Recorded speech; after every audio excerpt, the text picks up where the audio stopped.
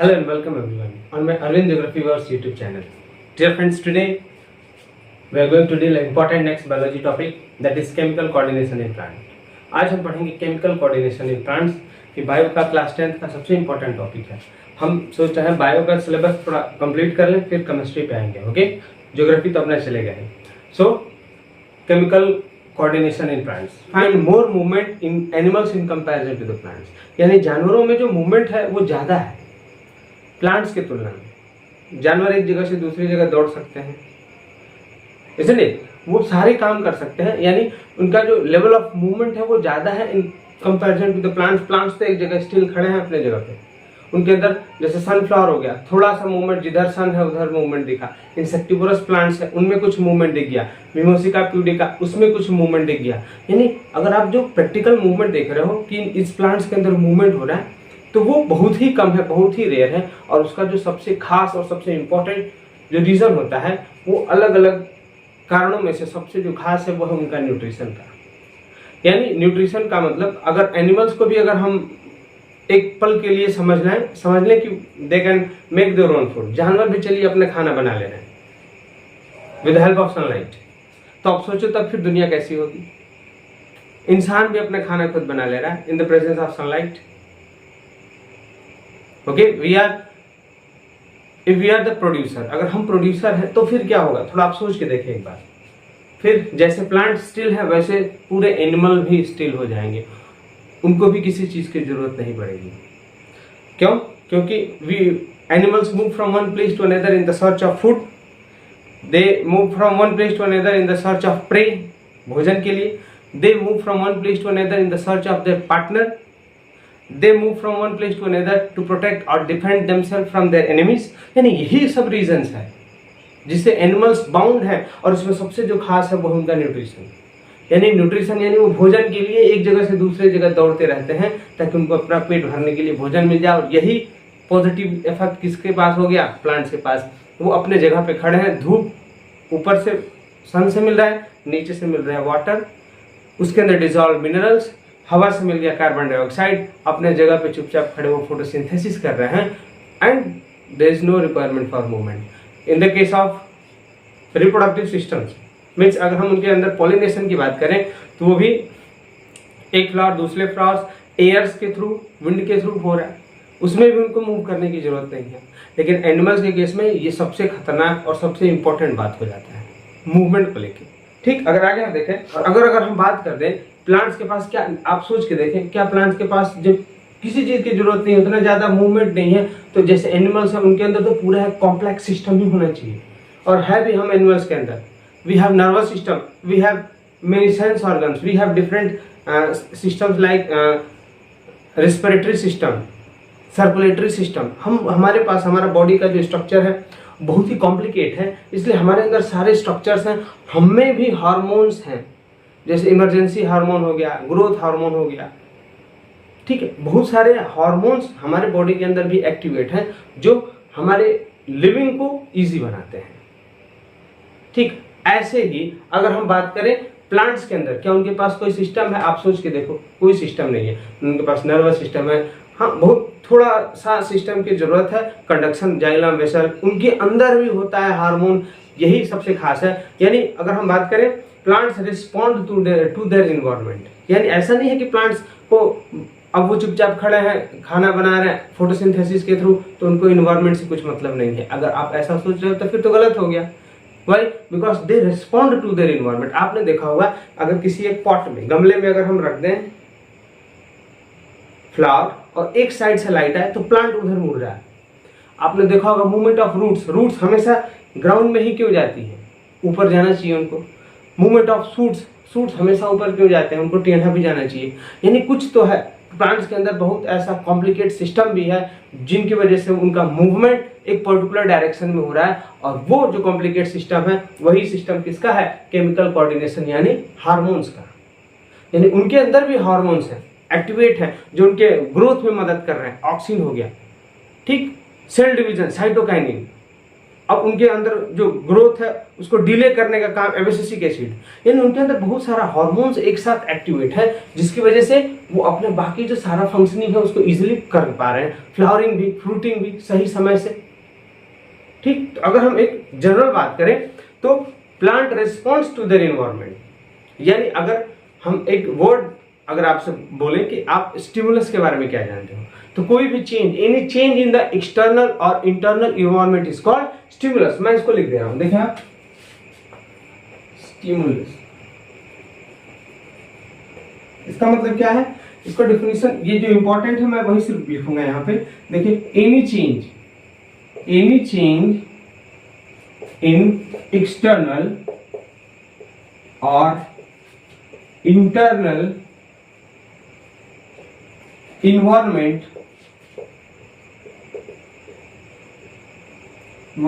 is called stimulus।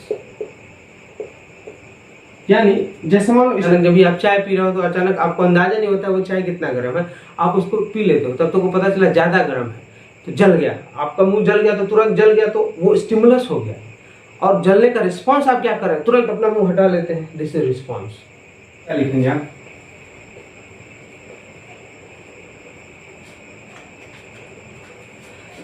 action or movement caused by stimulus is response। यानी आपने उसका result क्या हुआ, आपने क्या किया, स्टिमुलस का जो रिजल्ट है वो हो गया उसका रिस्पॉन्स। ठीक, तो ये एक्सटर्नल भी हो सकता है, इंटरनल भी हो सकता है। एक्सटर्नल का मतलब हमने आपको बताया, गर्म चाय हो गया, गर्म पानी हो गया, आप कहीं चल रहे कुछ पैर के अंदर पियर्स कर गया, वो भी हो गया। अब इंटरनल की बात करें, इंटरनल के अंदर जैसे मान लो स्टिमुलस, एनिमल्स और प्लांट्स के अंदर जो सबसे इंपॉर्टेंट स्टिमुलस प्रोवाइड होता है वो होता है हार्मोन्स का। किसका होता है, हार्मोन्स का। और हमारा जैसे सपोज करो ग्रोथ हार्मोन हो गया, आपने पढ़ा होगा एड्रेनलिन को इमरजेंसी हार्मोन, ऐसे कुछ जो हार्मोन्स होते हैं जो हमारे शरीर के अंदर रिलीज होते हैं। ठीक, तो वो भी एक प्रकार के क्या है, स्टिमुलस है। क्या है वो, स्टिमुलस, जिसका रिस्पॉन्स हमारे शरीर के ऊपर हमारा बॉडी रिस्पॉन्ड करता है उसको। ठीक है, अब देखिए आप, so now we'll talk something important about the hormones। you see, hormones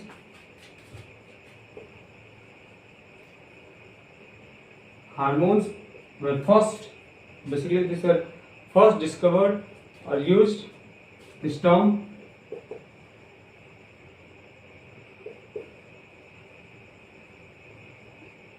was first used by William Bayes.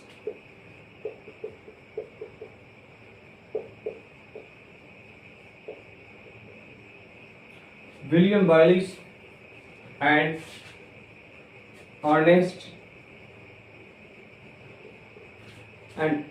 Starling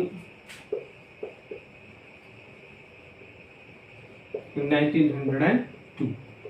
ये hormones are very target specific. उनको जो टारगेट होता है वो जिस सेल, जिस टिश्यूज पे वो एक्ट करते हैं ना, वो उसी पे सिर्फ एक्ट करेंगे, बाकी किसी दूसरे टिश्यूज पे एक्ट नहीं करते हैं। So they are referred to as a target specific. और अब आइए सीधे हम इस टॉपिक पे देख लेते हैं, क्योंकि यहीं से डायरेक्ट क्वेश्चन होता है कि what are the different hormones which regulate the plant and their function. तो हार्मोन्स के बारे में देखेंगे और उनका एक एक करके फंक्शन देखेंगे, सारे इंपॉर्टेंट जो अपने सिलेबस में है। हम देख लेते हैं सबसे इंपॉर्टेंट और फर्स्ट हार्मोन जिसका नाम है ऑक्सिन। क्या नाम है इसका, auxin.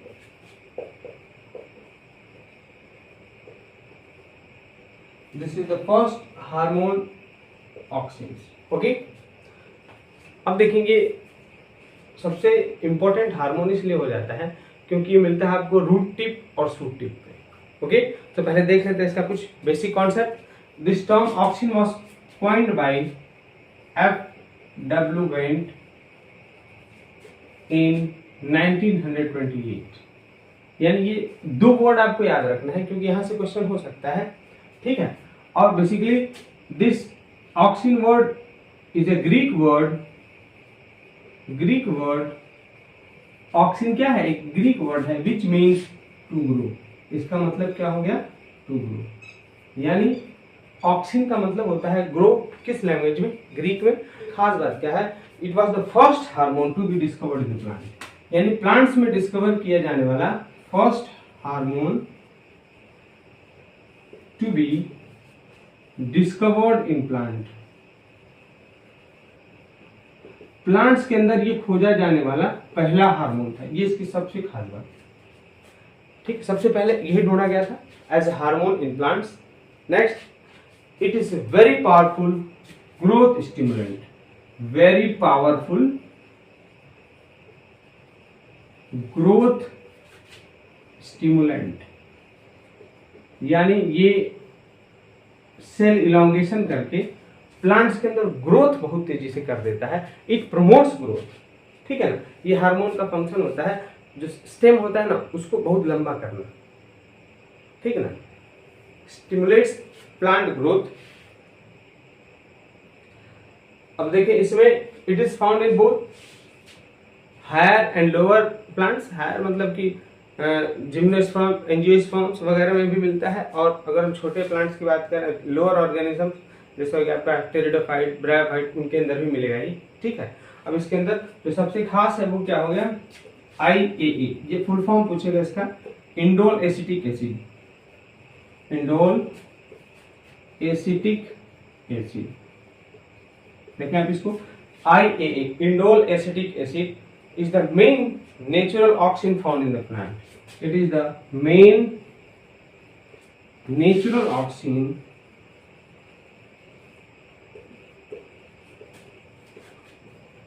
found in the plants. यानी ये जितना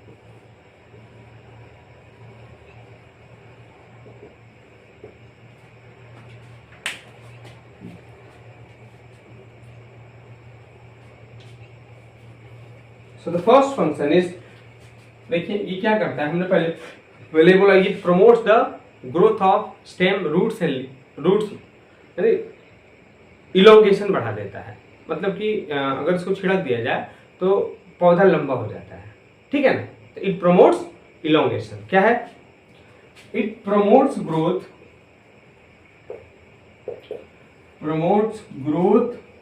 ऑफ स्टेम, रूट्स, देखिए इसमें एक promote stem, roots and fruits, fruits का भी एप्पल वगैरह में, बाय इलोंगेशन। ये इसका पहला फंक्शन हो गया, सबसे इंपॉर्टेंट, ठीक है ना।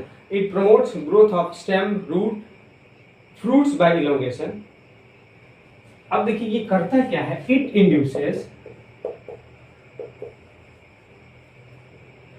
इंड्यूसेस, यानी अगर ये जो हार्मोन अगर प्लांट्स के अंदर है तो ये क्या करेगा, it induces loosening and relaxation,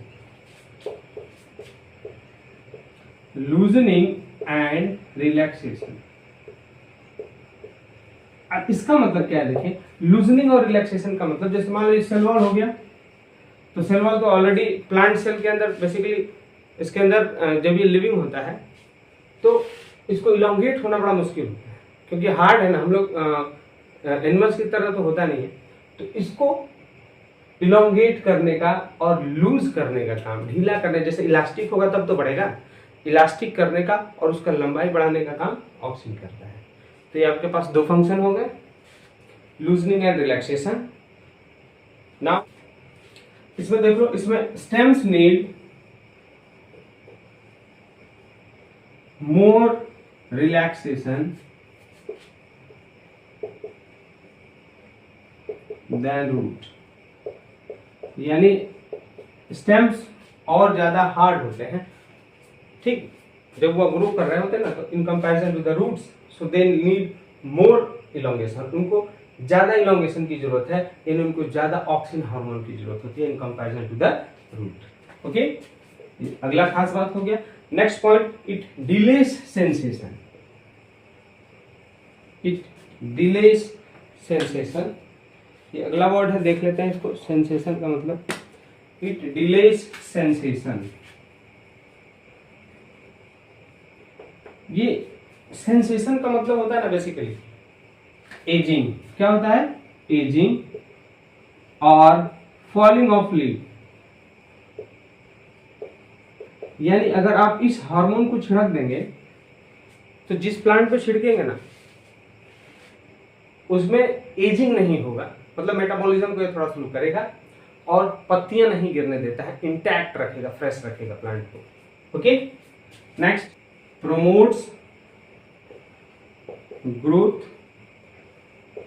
of apical bud, अभी मैं समझा रहा हूं इसको, apical bud and inhibits growth of lateral bud, lateral bud. अब देखो, आप किसी भी प्लांट्स में देखोगे ना, तो अगर कोई प्लांट हो गया, मान ली हमने ये इसकी ब्रांचेस हैं, ठीक ना, तो थोड़ा बड़ा बनाते हैं, मान लो कोई प्लांट हो गया, अगर ये रूट हो गया इसके और ये इसके ब्रांचेस हो गए, तो जब तक ये मेन वाला जो ब्रांच है जो बिल्कुल सेंटर में होता है, जब तक ये नहीं टूट जाए तब तक ये जो लेटरल ब्रांचेस है ना, ये इससे ऊपर नहीं जा पाते हैं। क्यों? क्योंकि ऑक्सिन है मेन ब्रांच पे, ऑक्सिन हार्मोन जब तक होता है ना प्रेजेंट, तब तक वो जो सेंट्रल जो मेन ट्रंक होता है वो सबसे ऊपर होगा।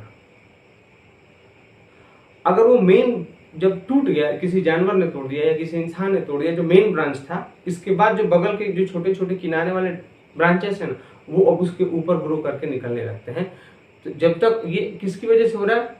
ऑक्सिन की वजह से। और इसको आप क्या बोलते हो? इसको बोलते हो एपिकल डोमिनेंस। क्या बोलते हैं इसको?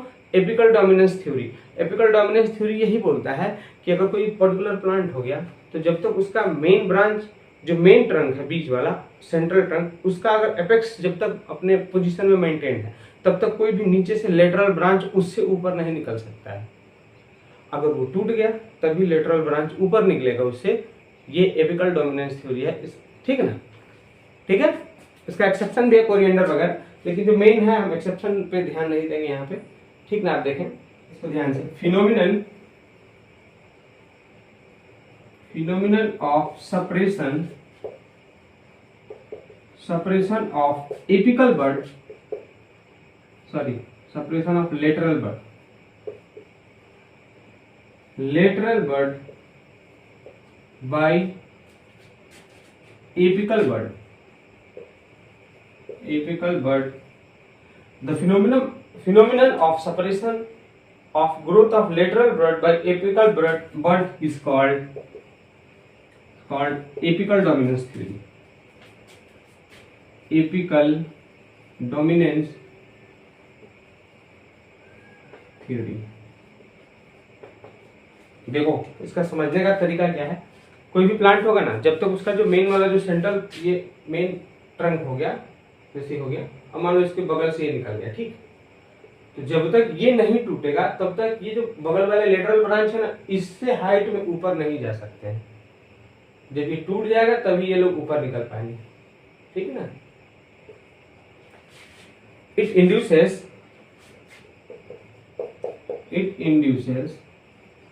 रूट ग्रोथ, यानी जड़ को भी ये रूट्स का ग्रोथ प्रमोट करता है। In some plants like bougainvillea, okay. Bougainvillea वगैरह प्लांट्स में ये अगर इसको हम इंड्यूस करें तो उनके अंदर ये रूट्स का ग्रोथ प्रमोट कर देता है, ठीक है। Next, it also induces parthenocarpy.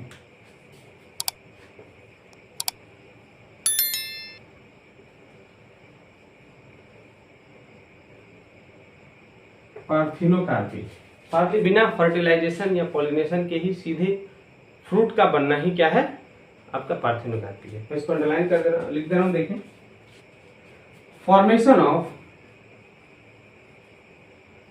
Formation of fruit without fertilization, यानी फर्टिलाइजेशन के बिना ही फ्रूट का बन जाना, ये इसका बेस्ट एग्जांपल है। इसका एग्जांपल हो जाएगा आपका एप्पल, बनाना, टोमेटो एक्सेट्रा। यानी बिना फर्टिलाइजेशन के ही फल का बनना क्या है, पार्थेनोकार्पी है, और ये ऑक्सिन की वजह से संभव। Now we are going to deal the next hormone, that is जिबेरेलिन।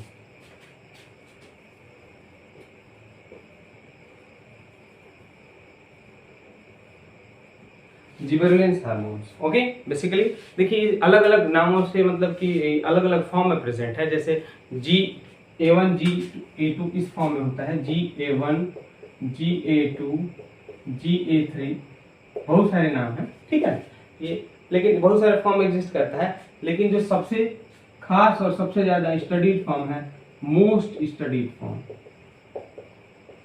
यानी इसी के इफेक्ट हम पढ़ते हैं, कौन सा, GA3, ठीक है, आपको एग्जाम के लिए याद रखना है।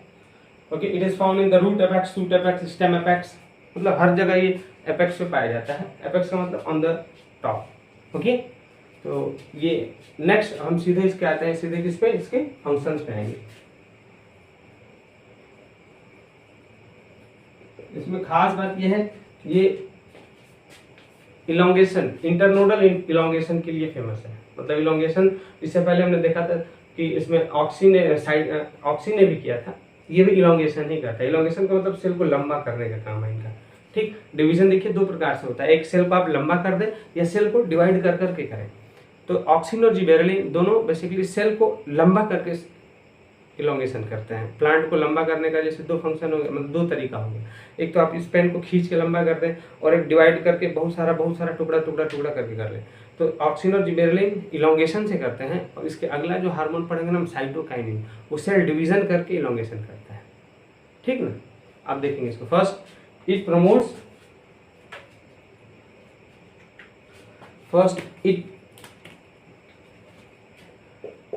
प्रमोट्स इंटरनोडल, क्या प्रमोट करता है, इट प्रमोट्स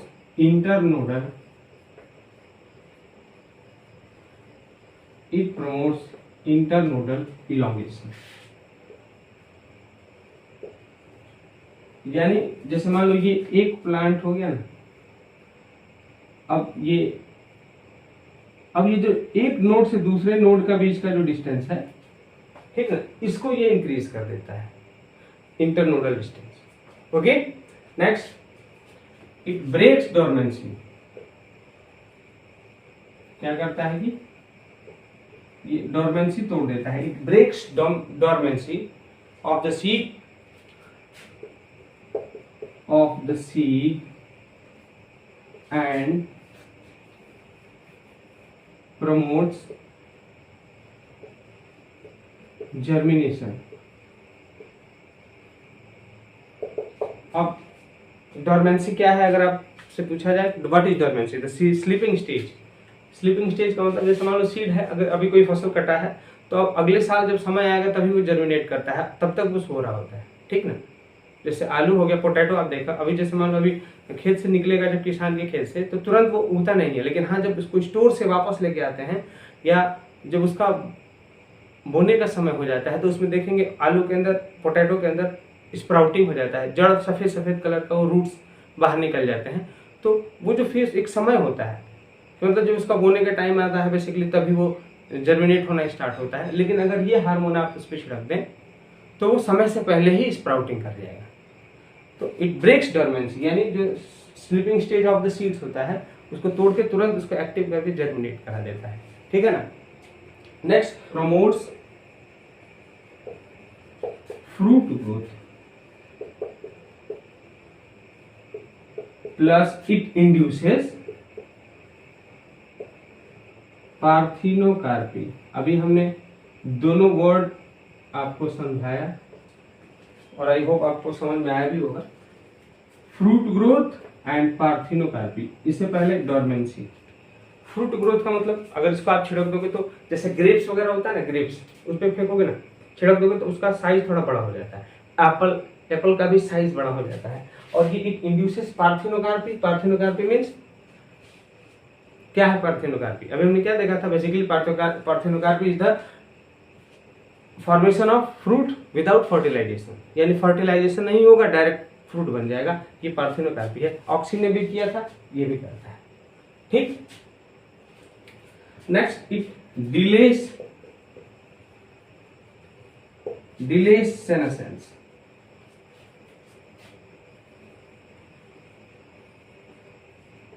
सेनेसेंस का मतलब एजिंग होता है, एज, तो प्लांट को यंग रखेगा ये, ठीक है ना। Last, it is used in horticulture. देख रहे हैं आप इसको, it is used in horticulture. Horticulture का मतलब साग सब्जी वगैरह बोते हैं ना, उसमें, प्लस फूड इंडस्ट्री। और इसका अगला यूज कहाँ करते हैं हम? फूड इंडस्ट्री में। अब देखें कहाँ पे, जैसे इसको मोस्ट कॉमन कहाँ यूज किया जाता है? Increasing length of grapes, grapes के लेंथ बढ़ाने में। Second, it is also used in elongation of Apple.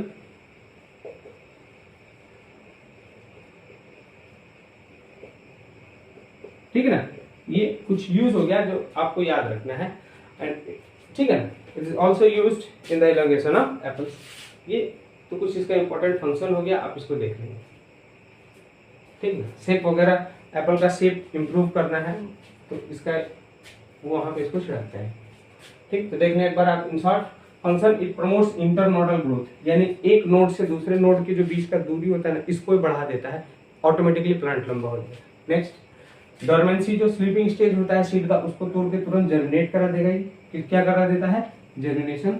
Next, promotes fruit growth, यानी जो फल है उसका साइज बढ़ाता है और इंड्यूस करता है parthenocarpy. Development of fruit without fertilization. Senescence, ageing plant के अंदर रोक देता है, मेटाबॉलिज्म डिक्रीज करके। हॉर्टिकल्चर और फूड इंडस्ट्री में इसका खूब ज्यादा इस्तेमाल करते हैं।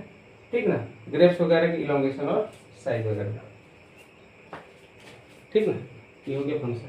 नेक्स्ट हार्मोन भी हम देख लेते हैं, साइटोकाइनिन। कौन सा हो गया?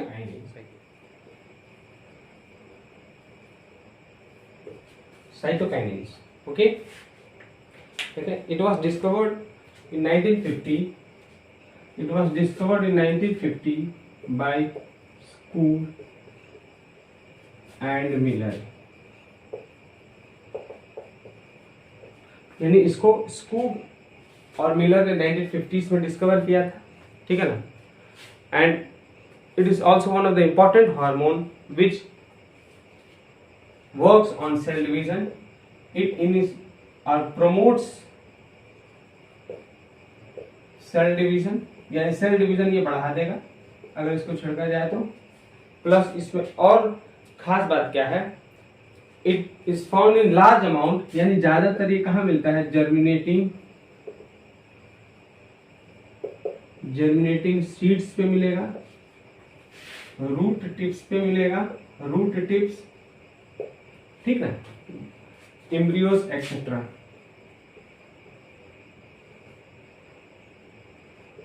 यानी इन जगहों पे मिलता है। देखो इसमें ये खास बात ये है ना कि ये जाइलम के टिप, रूट टिप पे ये मिलता है और रूट टिप्स से जाइलम के थ्रू पूरे प्लांट में फैल जाता है। ये इसका सबसे इंपॉर्टेंट खास बात है। इसमें 2-3 खास बात है जो आपको याद रखना है एग्जाम पॉइंट ऑफ व्यू से। अब देख लेते हैं इसका फंक्शन।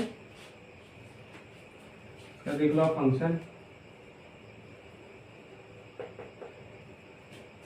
तो फंक्शन में हम फर्स्ट बात करें, it stimulates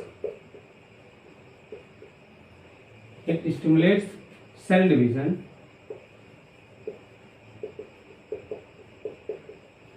by it stimulates plant growth by cell division होगा, plant growth by cell division। यानी ये जो साइटोकाइनिन है, हमने बोला था कि ऑक्सिन और जिबेरेलिन जो सेल इलोंगेशन है, सेल ग्रोथ को कैसे प्रमोट करते हैं? सेल इलोंगेशन के थ्रू। लेकिन ये it stimulates cell division by plant growth by cell division, यानी ये क्या करता है? ये प्लांट को ग्रो करता है लेकिन सेल को डिवाइड करके। ऑक्सिन और जिबेरेलिन सेल इलोंगेट करके करते हैं, लेकिन ये सेल डिवाइड करके करेगा। ठीक है ना, ये खास याद रखना डिफरेंस दोनों में। ये सेल डिवीजन से करता है। मैं इस वर्ड को बोला लगा दे रहा हूँ, एग्जाम में आ सकता है। ओके, नेक्स्ट सीड्स में देखें, it helps in expansion of cotyledons in seeds. Seeds के अंदर ही एक्सपेंशन ऑफ कोटिलिडन मदद करता है। ठीक है ना, it breaks dormancy and promotes germination. जैसे बाकी करते हैं वैसे नॉर्मल ये भी कर लेता है, कुछ अलग नहीं है। अगला पॉइंट है इसमें, it promotes chlorophyll. It promotes chlorophyll synthesis, यानी क्लोरोफिल को बनाता है, एंड डिलेज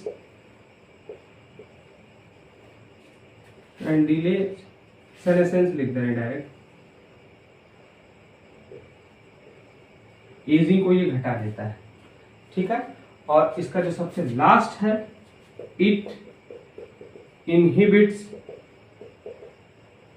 एपिकल डोमिनेंस। ठीक है, ये कहाँ बनता कहाँ है, ये रूट सेल्स, ये रूट टिप पे बनेगा और जाइलम के थ्रू पूरे प्लांट बॉडी में कैरिड आउट हो जाता है। तो ये आपके इसके कुछ खास इंपॉर्टेंट फंक्शंस हो गए। किसके बारे में, cytokine. The next is ethylene. Ethylene ये गैस हार्मोन है, आज सबसे इंपॉर्टेंट भी हो जाता है क्योंकि क्वेश्चन में अलग से पूछता है, which of the following is a gas hormone, यानी गैस हार्मोन है।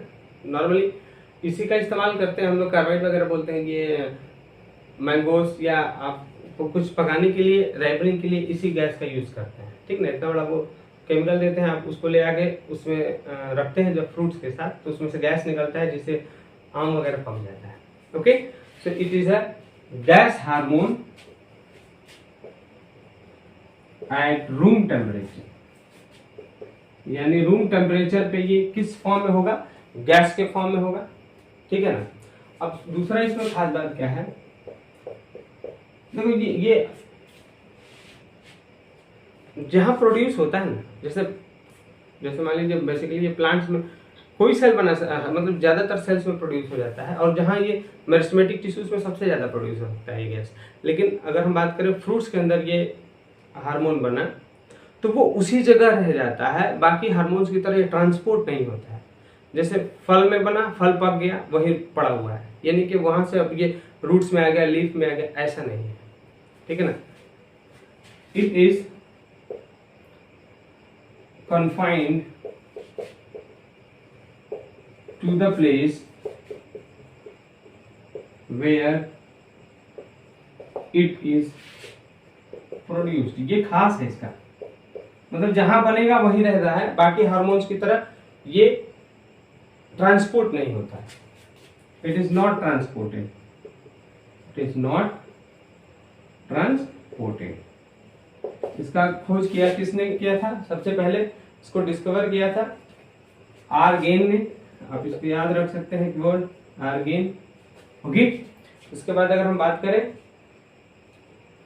यानी हमने पहले ही बोला कि हर टिश्यूज, हर सेल्स में बन सकते हैं, लेकिन ये सबसे ज्यादा बनते हैं मेरिस्टेमेटिक टिश्यूज में। ओके, इसके बाद इसके फंक्शंस देख लेते हैं हम।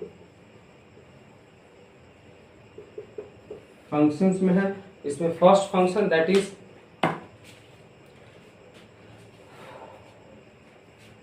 रिडक्शन इन सेल इलोंगेशन, यानी सेल इलोंगेट नहीं होगा, प्लस इसका जो इसमें जो दूसरा सबसे इंपॉर्टेंट फंक्शन हो जाता है एक्सीलरेशन ऑफ सेनेसेंस। सेनेसेंस का मतलब एजिंग, अब देखो बाकी हमने देखा था ऑक्सिन हो गया, जिबरेलिन हो गया, साइटोकिनिन, वो एजिंग को रोक रहे थे, मतलब कि वो मेटाबॉलिज्म का रेट घटा रहे थे, लेकिन ये मेटाबॉलिज्म का रेट बढ़ाता है। तभी तो इसका इस्तेमाल हम करते हैं राइपनिंग ऑफ फ्रूट में। अगर वो नहीं तो हम रेफ्रिजरेटर में क्यों रखते हैं फल फ्रूट्स को, ताकि उसका मेटाबॉलिक रिएक्शन या मेटाबॉलिज्म उसका घट जाए, जिससे वो खराब ना हो, पके नहीं। लेकिन ये गैस उसको बढ़ाएगा तभी तो फल पकेगा। इसलिए ये क्या करता है, इट एक्सिलरेट्स सेनेसेंस। आपको ये कॉन्सेप्ट आई होप समझ में आएगा, ठीक है ना। It is used in ripening of mango, आम वगैरह पकाने में इस्तेमाल करते हैं। फिर sprouting of potato, sprouting of potato, इसका मतलब क्या है? स्प्राउटिंग का मतलब अंकुरित करना, मतलब उसमें से इसको छिड़क देंगे ना तब उसमें से जो रूट्स वगैरह निकलने लगते हैं, जर्मिनेशन, डोरमेंसी का टूट जाएगा और तुरंत ग्रोथ, उसके अंदर जर्मिनेशन स्टार्ट हो जाता है। ओके,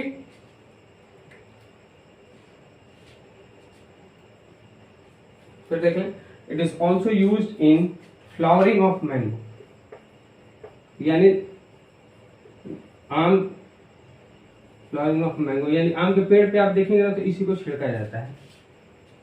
जब आम फ्लावर ले रहा है उस पर छिड़क देते हैं इसको, ताकि और अच्छा फ्लावरिंग हो जाए। Promotes root growth and root hair formation, ये क्या करेगा? प्रमोट्स रूट ग्रोथ, यानी रूट का ग्रोथ बढ़ेगा, एंड रूट हेयर फॉर्मेशन। ठीक, तो ये कुछ खास पॉइंट हो गए किसको लेके आपको? इथाइलिन। कौन सा हार्मोन हो गया ये? इथाइलिन हार्मोन हो गया। आप इसको बस स्क्रीनशॉट ले लें। ये देखो, ये खास बात क्या है? It is gas at room temperature, यहां से क्वेश्चन हो सकता है, ठीक है ना। दूसरा, it is confined to the place where it is form, यानी जहां बन गया। तो हम देख ले रहे हैं इसका सबसे लास्ट हार्मोन, जो सबसे इंपॉर्टेंट हो जाता है, क्योंकि ये बाकी हार्मोन से ठीक अपोजिट काम करता है, ठीक ना। इसका नाम फिर क्या है हम देख लेते हैं। Last is abscisic acid.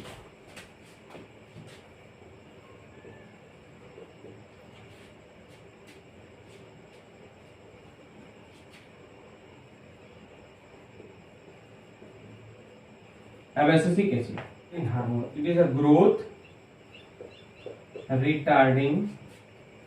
Retarding का मतलब होता है नेगेटिव, समझते हैं ना आप। एक्सीलरेशन का उल्टा है रिटार्डेशन, कम करना। ग्रोथ रिटार्डिंग हार्मोन, यानी ये ग्रोथ को कम कर देता है, स्लो कर देगा, ग्रोथ घटा देता है, ठीक ना।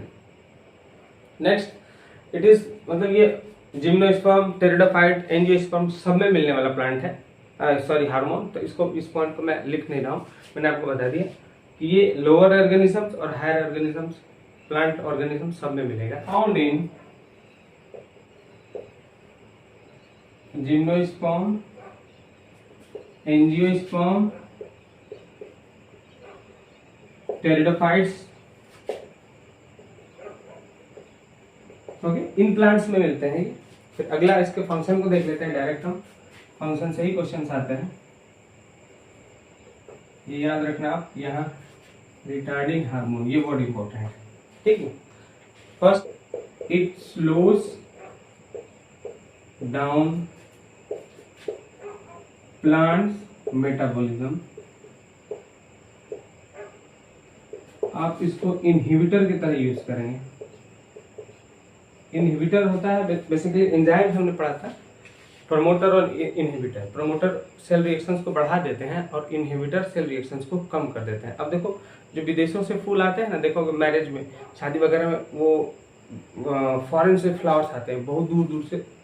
उनको आने में कई मतलब कि 2-3-4 दिन लग जाते हैं, लेकिन अगर वो लगे होते हैं ना जिस हॉल में जहाँ शादी हो रहा है, वहाँ बिल्कुल वो लगता है कि फ्रेश है, होता है ना। उन पे यही हार्मोन छिड़क दिया जाता है, क्योंकि ये मेटाबॉलिज्म स्टेट को ही रोक देता है। बिल्कुल रोक देगा तो वो फ्लावर्स फ्रेश होते हैं। आप चले जाओ, जो बुके वगैरह देते हैं दुकानदार, वो भी ये हार्मोन को रखते हैं पानी सोल्यूशन फॉर्म में, और अपने फ्लावर्स को उसके अंदर डुबा सोख करके निकाल लेते हैं या उनके ऊपर स्प्रे करते रहते हैं।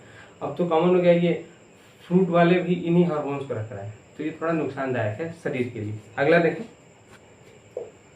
इनहिबिट्स जर्मिनेशन ऑफ सीड, यानी जर्मिनेशन नहीं होने देगा किसका, सीड का, एंड प्रमोट्स, बाकी सबके उल्टा काम करेगा ये, प्रमोट्स सीड डोरमेंसी।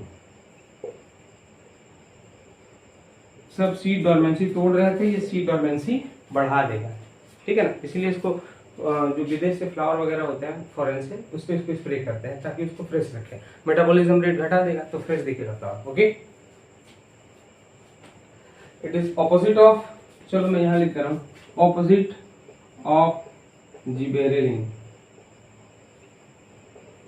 ओके, ये उल्टा काम करता है जिबेरेलिन का, ठीक है। It accelerates senescence, next, it accelerates senescence, abscission of flower buds and buds, यानी ये क्या एक्सीलरेट कर देता है, accelerates, it accelerates senescence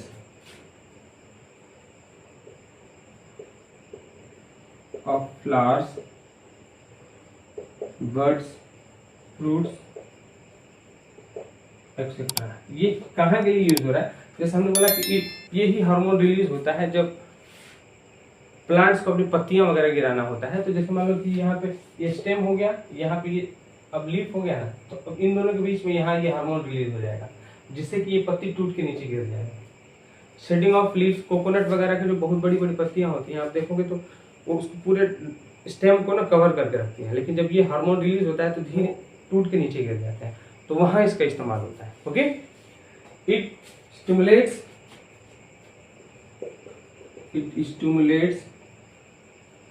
ये क्या स्टिमुलेट करता है, it also stimulates closure of stomata, closure of stomata, यानी ये स्टोमाटा को बंद रखने में मदद करता है, ठीक है। कहाँ स्टोमाटा, ऑन एपिडर्मिस, आप इसको याद रखेंगे। लास्ट और सबसे खास देखो, it also increases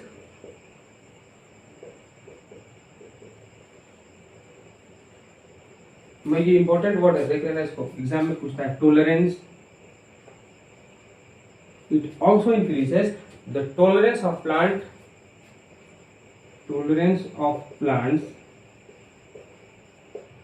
in various मतलब अलग अलग जो विषम परिस्थितियां होती हैं, वेरियस काइंड्स ऑफ स्ट्रेस, यानी अनफेवरेबल कंडीशन है ना, उसको स्ट्रेस बोलेंगे। So it is called stress hormone,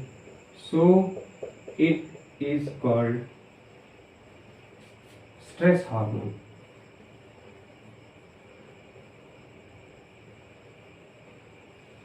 आप देखें स्ट्रेस हार्मोन क्यों बोलते हैं, क्योंकि ये स्टोमाटा वगैरह बंद कर देता है, और बहुत सारे, जैसे मान लो कि अगर बहुत ज्यादा इवोपरेशन हुआ है या कोई भी वाटर की कमी है या कुछ भी, तो स्ट्रेस, प्लांट का जो स्ट्रेस है उसको हैंडल करने में मदद करता है ये हार्मोन एब्सिसिक एसिड, इसलिए इसका नाम क्या पड़ गया, स्ट्रेस हार्मोन है, stress hormone. So I hope आपको ये कॉन्सेप्ट समझ में आया होगा। रिटर्न हमने दे दिया, आप इसका स्क्रीनशॉट भी ले लें, और आपको नोट्स बनाने का भी जरूरत नहीं है, आप यहाँ से इसको एक दो बार पढ़ेंगे तो हो जाएगा।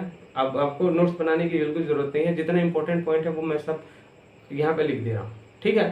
तो आप प्लीज़ नए व्यूअर हैं तो सब्सक्राइब कर लें इस चैनल को, और अगर आप रेगुलर व्यूअर हैं तो thank you for giving your time and supporting me. Please share it to your friends. Thank you, have a great day. जय हिंद।